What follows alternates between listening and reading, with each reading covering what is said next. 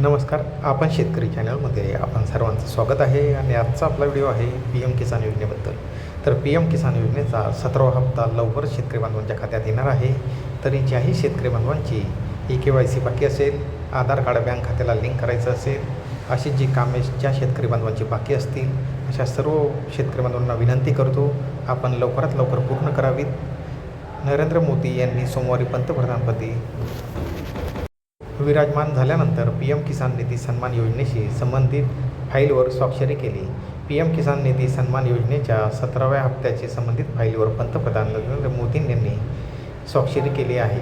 या योजनेअंतर्गत जवळपास 20,000 कोटी रुपयांचा निधी दिला जाणार आहे, ज्याचा फायदा देशातील 9.3 कोटी शेतकऱ्यांना होणार आहे. तर 17वा हप्ता लवकर शेतकरी बांधवांच्या खात्यात येणार आहे.